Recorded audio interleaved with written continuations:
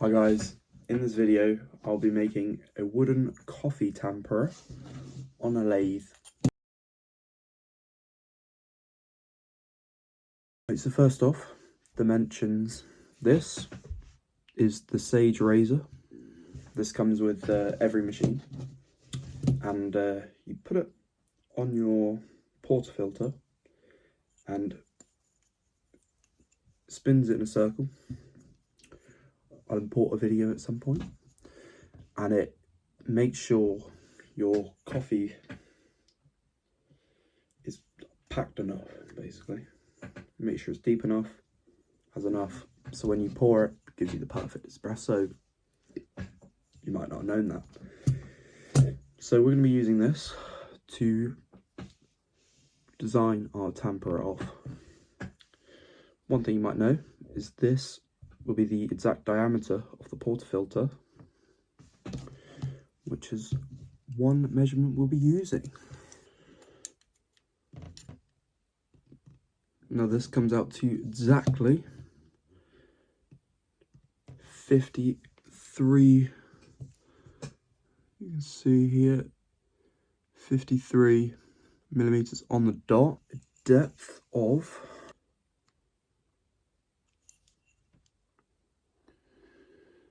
6 point, you can see here, focus please.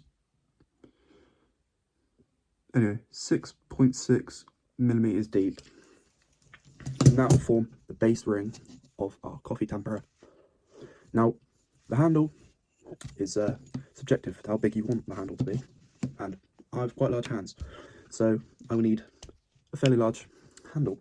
Let's draw this sucker. So this is the rough shape of your average tamper. Now it has a bulge head here, this is the head, for handle grip, so when you tamper it, you have somewhere nice to tamper. Now this needs to be 66 millimeters. No, that's a lie. 6.6 millimeters, not bad. And it needs to have a width or a diameter of 53 millimeters. Now, from a top angle, you'll look something like this. This is the tamper, this is the handle, and it's looking at it from here. So we're looking down on it. Similarly, if we were to look from the other side, you'd just see this, because this is wider than the head of the handle. Now, we know diameter is 53, but we can make the diameter of the handle, like I was saying, however you would like. Now, again, I'd like it thick, but don't want it too big. So around that 20mm mark is about right.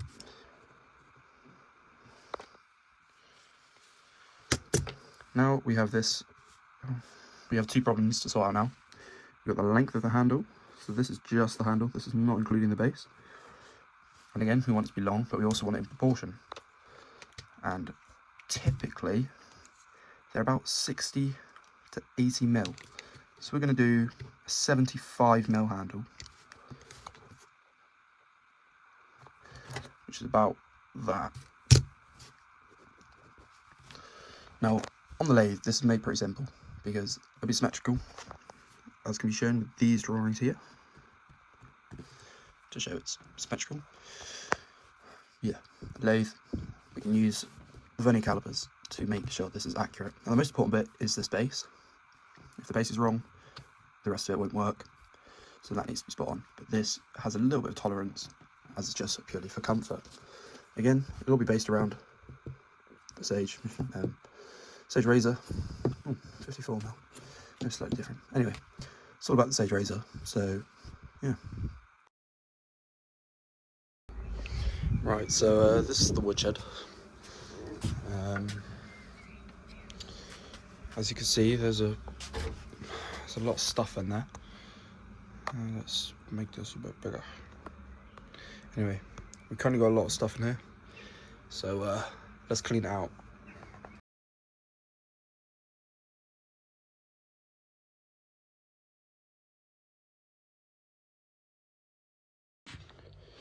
Right, so we've now cleared the lathing area. Now we need to sort out the lathe and then pick a piece of wood to work with.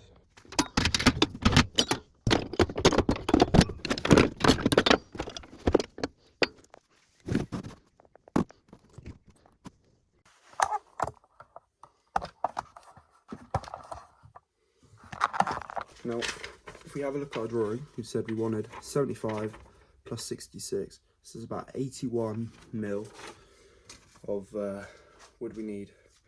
So we can get 81 mil, and that's to be exact. So we just score off 5 10.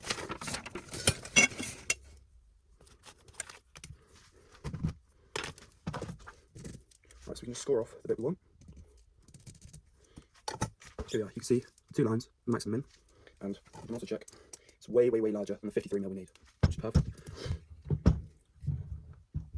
Now, if you don't know how a lathe works, is you have some on each end as it's held on at one point to the actual machine, and on the other there's a stabilizer. So we're going to add about 20 mil to each side just for that stabilizer.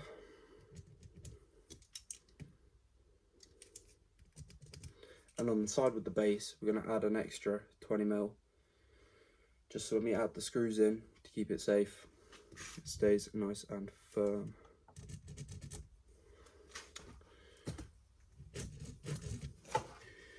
Now we're just getting our markings a little bit more dominant.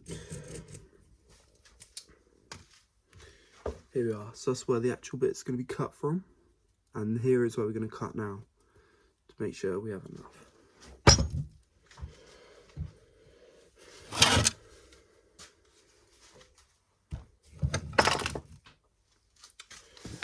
But we could put it in a vice versa, actually.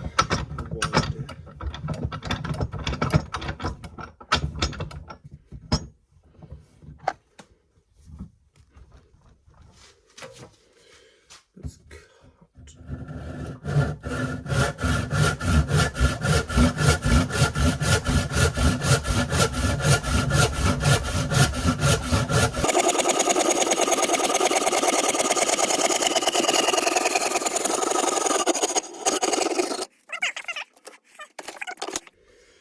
Turn it over, you can see lovely rings. That's just burn mark from the saw, a little bit of oil, but that'll be fine. So yeah, let's cut the other side.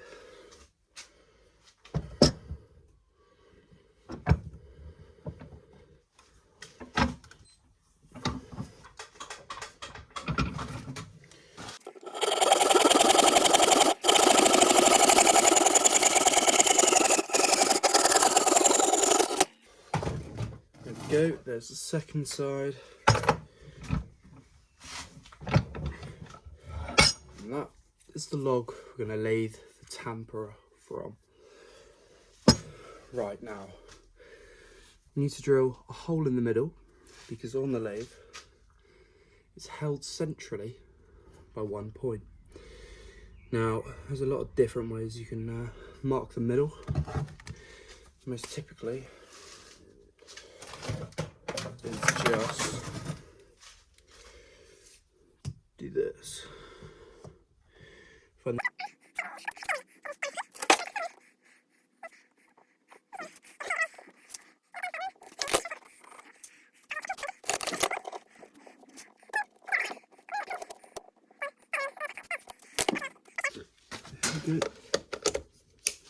Plug it in, make sure it runs, line up the middle, and simply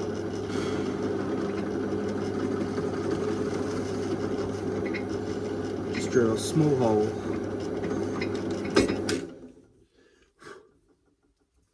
more or less in the middle of the material. So this is the little piece that goes on here on the lathe. Now this goes right into the middle of our wood, and that will keep this square with the machine. And then we use this here So this is the bar we cut off. This will go sideways like that, so we can, and this goes on the side. So this will go on here, like so. And that in the corner will come on that end and pin it in. So when it turns nice and square. So yeah, we need to just pop this on. Easy as that.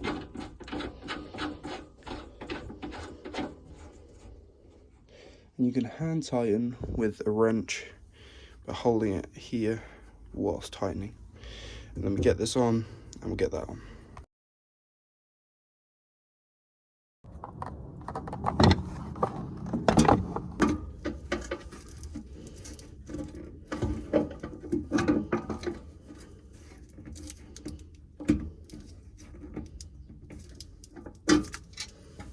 And that's nice and securely on.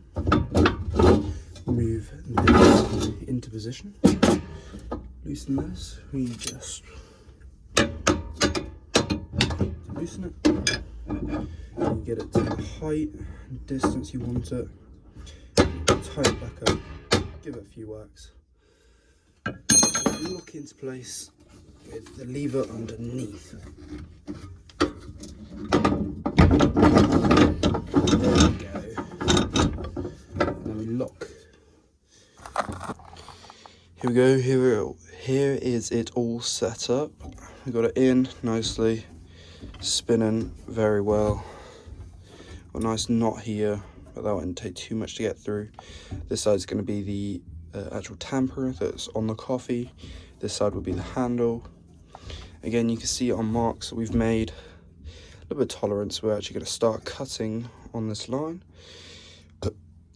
Excuse me. Back it down. Start cutting on this line. Have a little bit, and then we go. So yeah, should be good fun. Just got to run some power to it, just down there from the garage, and then we can start. All right, here we are. Now running the power from the port up there through and into the shed. Now it needs to be out of the way,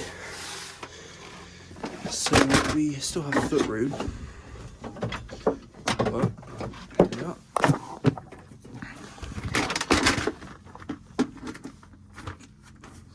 Nicely in. Right, check it works. There we go. Just by pressing these buttons, on, off, and it's working well. So secure, that's not moving, that's in tight.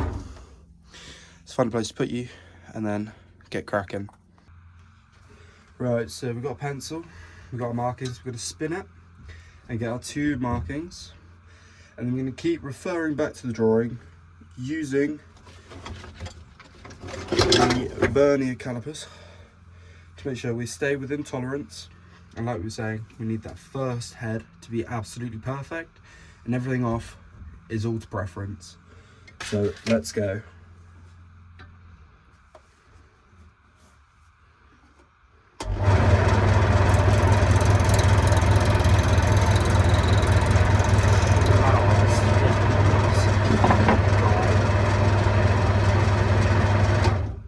As we can see here, we have a little guide.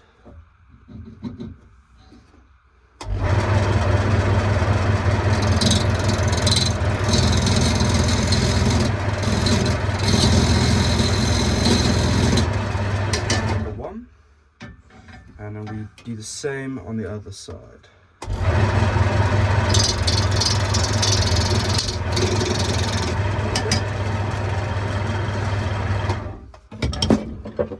Now we start with the biggest tool to get rid of the knot and a lot of the first layer bark.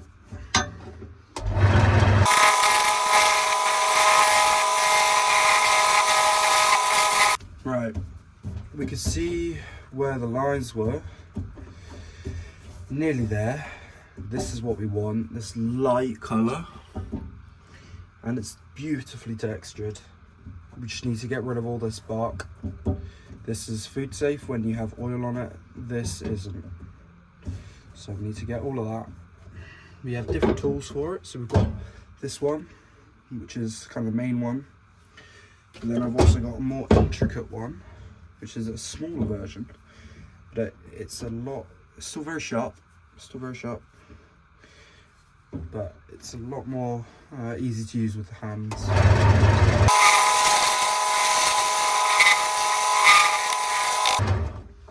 Also not sure if you can see, but when this spins, it looks like it almost flashes, and that's because you've got the different colours. So you've still got the bark here, where it's a little bit lower, versus the white, versus kind of the middle bark colour.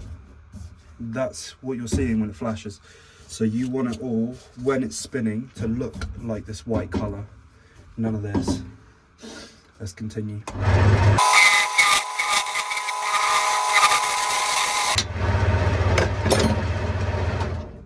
There, we've just crispened up the corners, and you can see we're nearly there. Just a little bit left. Just in here. Just got to smooth that out. Let's continue.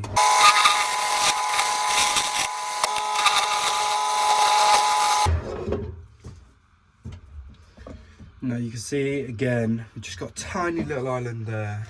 So just going to get the little tool out and work on that bit for about another minute.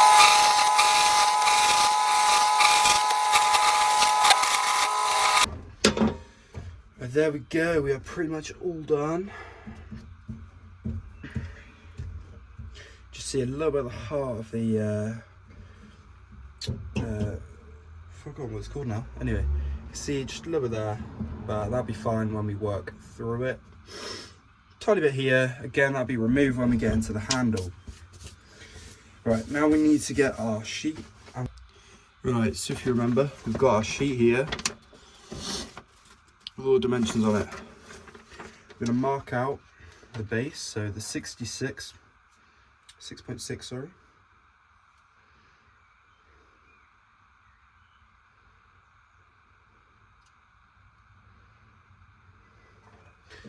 Literally just this.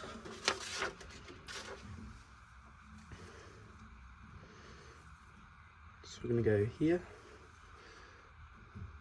That's our 6.6 mil.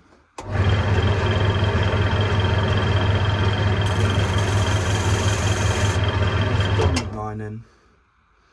Perfect.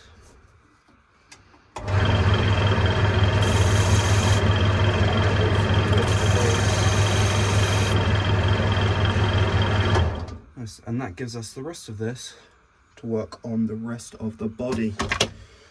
Now, what we're going to do is we're going to remove a little bit more of this and make a sharp line with this. It's like a groove tool where you're just going to poke a little line in here and here to give us some guidelines on where we're going to go from.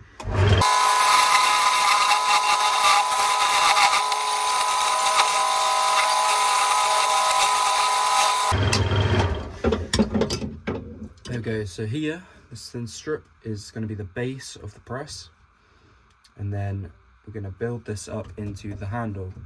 Now, we want it to, I've got here, kind of go out to start with, or turn in, get to about a third of the way, and then start to turn out into a big head. So, with the pen, I'm going to mark out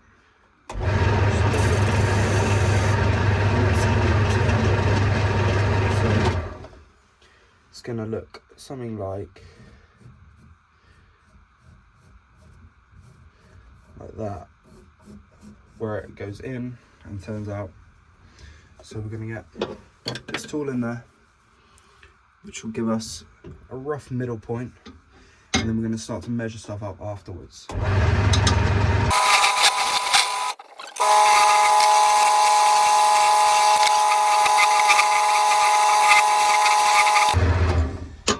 So you can see we've now got dominant head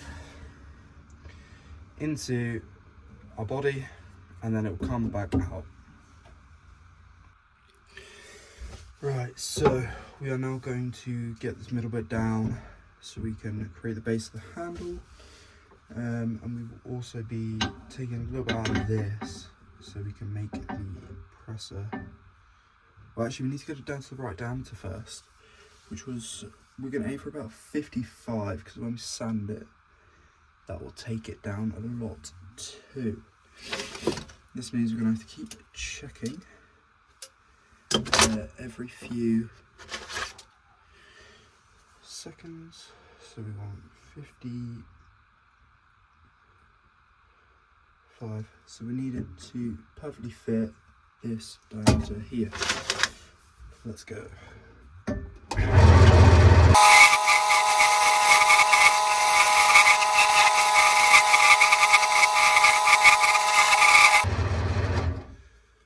Right, here's our first stop.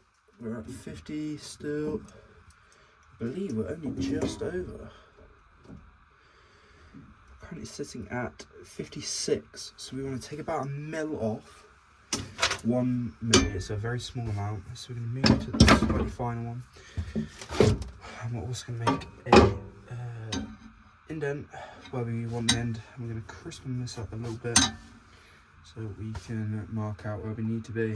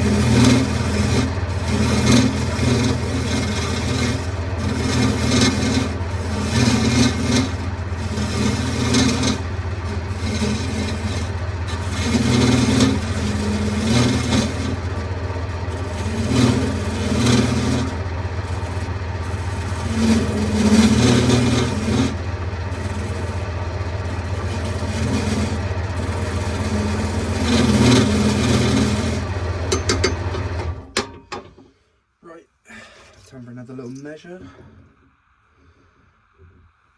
Here we are at, again, 56 all the way across, and it's perfectly straight. So we can get our 6.6, mark it out from that point. Just a little bit thicker, because again, when we come to sand it, it will thin down.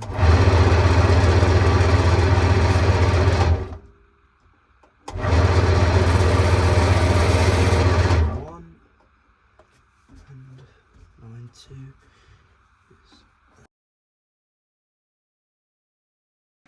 Right, so the camera cut out. Anyway, we've squared up this side. So it's nice and square. We're going to take that all the way when we're near the end. We've reduced this so we can also get in there. Start a dip here. Start the dip, and this is going to round off. We're going to remove a little bit more of this. Again, this is why we gave ourselves a little bit. Make a nice handle out, and then give it a good old sand, which should be. Right, we've now got the perfect puck. Or puck press, some may say. And we're now going to focus on the handle. We're going to go for kind of like a little double round, I guess. It's going to kind of come out, in, and then mega out.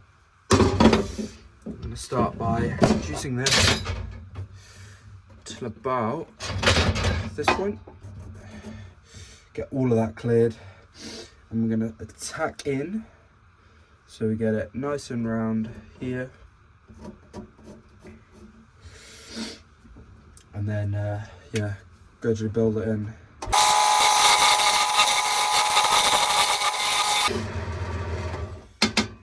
Right, here we go. We've got all this done. We now need to create a minimum. We need to create a minimum and maximum, which means where we're going to end. So we're going to end it here. This gives us a tiny bit of space because we drilled in, gives a little bit of space to keep the structure strong whilst we're making. And we're going to have the maximum point here. This is where the thingy, like that, this is the point here where the bend, like the arc, is the highest. So we're going to start by making the groove there, reducing each side of the maximum, and then reduce the maximum a little bit, and then go from there.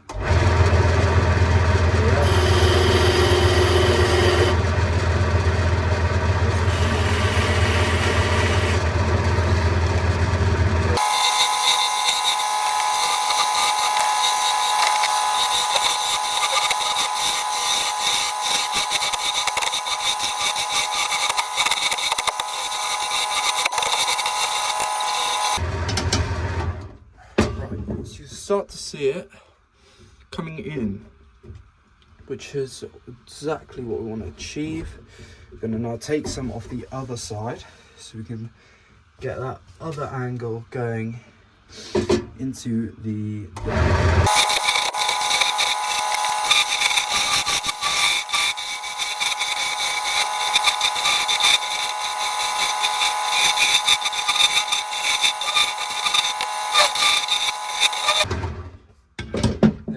very rough. However, you can see the full shape start to come to life. We have a big head here.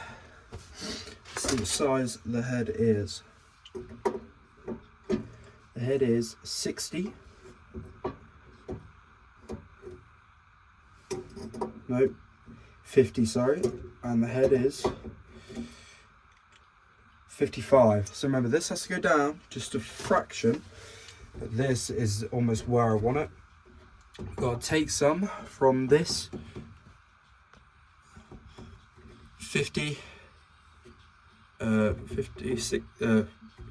fucking hell, 50, 55. I'm going to take some off this edge here and polish up here. There is a little crack, or where the bowl was, but that will fill with glue and dry with oil. So yeah, we're going to work here, and then we're going to look to smoothen the bowl, make this a little bit tighter and flatter, sand off the main bit, cut it, and then finish it off.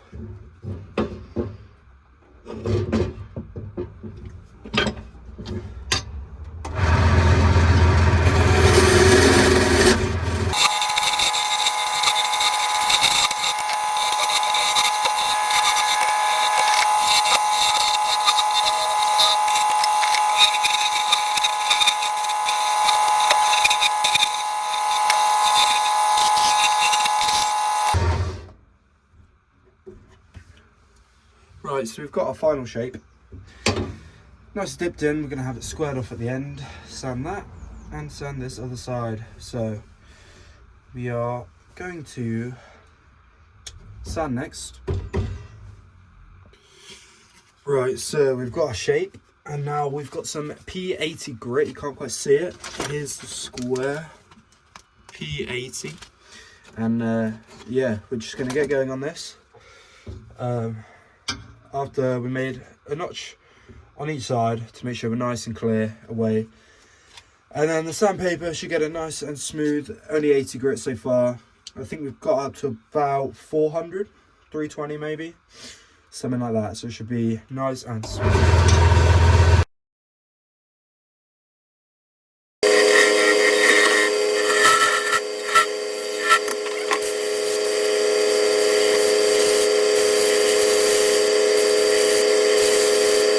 So this is a sanding brick. As you can see, it's got a firm layer and a squishy layer. And this squishy layer allows it to mold around the shape you're sanding. And it also helps keep your fingers clear of any edges. So like here, we've got...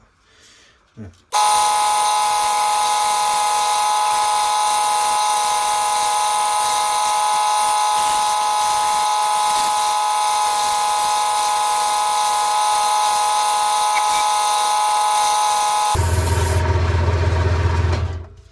There we go, there's sand number 1, And you can see it's already a lot smoother. Sand number 2, we have got 20. Right, so here's a 320 grit. Here's a 180 grit. So if you didn't know, grit is actually determine how many of these kind of almost like little stones there are per certain area. So 80 means there are only 80 stones or 80 little rocks in a certain area, which therefore means it's quite coarse. It takes quite big chunks out. It's not very smooth, but 180 means there's 100 more bits in a square than 80 grit. 320, same. So this is even smoother, and then we'll finish off with a 320, cut it off, get some final sanding in, and yeah, it should be all good.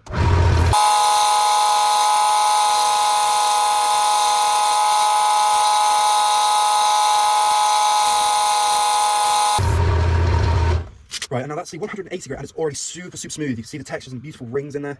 Just a little crack, I've got filled with some blue, but all good. Now we're going to go up to 240 somewhere. Here we are, 240 grit. Just going to cut another little square off.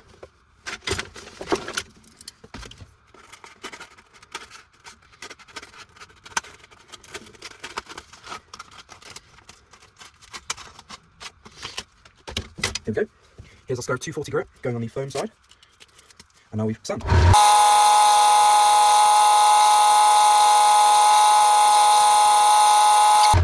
That is the 240. And now we're on the final sandpaper that we have. And that is the 320 grit. Now this is super fine. This will make it super smooth. You can tell our sandpaper's a little old, but it's still very good. There we go. Get it on that foam side and get to sanding.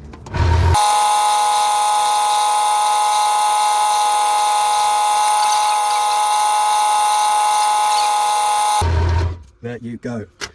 That's looking absolutely beautiful. Right. Now, this is our finest saw we have.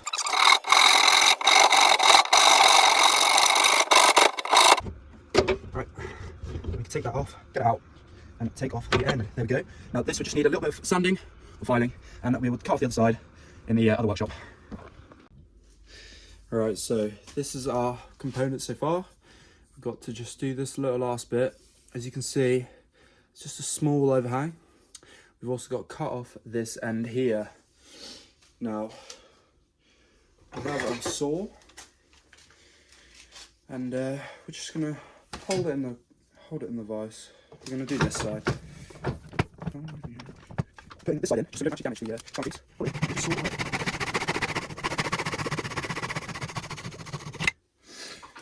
There we go. You see that edge? Absolutely perfect. It's come off nice and cleanly. Now, we'll get our brick. We'll get the other one because it's got the foam on top. And you just pop it in, firm side up. And when you get some sandpaper on it, you just rub it with every grit like before. And then add some oil, fill in any little holes, and you are good to go.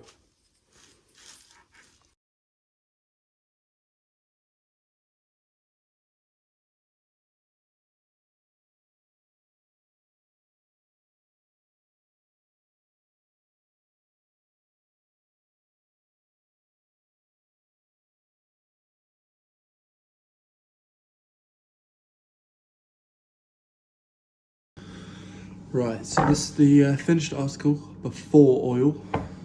You can see, absolutely gorgeous. Yes, there's a little crack there. Yes, there's a little crack there. A little bit of glue, and that'll be fine. Also, it's not quite in the center, so when you tamp and roll and twist, that won't be there. Lovely, that is gorgeous. Right, so to finish it off, we've got some crisp and dry. So this is just rapeseed oil. It's not the best thing to put on it.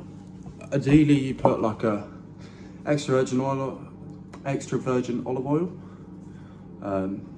They all look the same, apart from if you get like a proper mechanical oil, you know, little woodworking oil. But this needs to be food safe, so rapeseed oil, extra virgin olive oil, both work perfectly fine. So, multiple ways you can do this.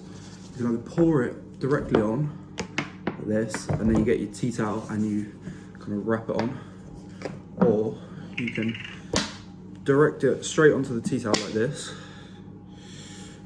Get a nice dollop on there, and then you just kind of rub it on. And what this does, it makes it food safe, but also makes it a lot more kind of orangey. It's a lot nicer of a colour. So here we go.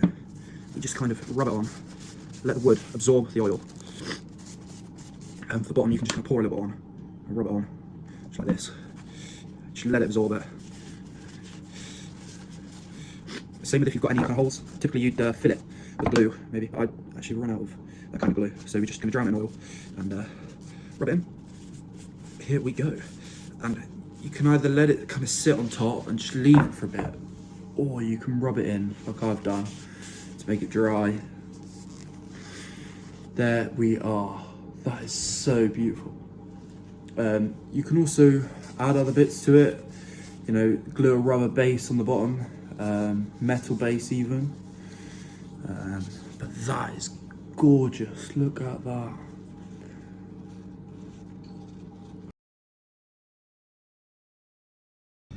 Right, so this is how you'd use a press. So you get your press and you get your coffee, put it in. And this one's alright because it's got an auto tamper, so you don't actually need one of these. It's just for aesthetics.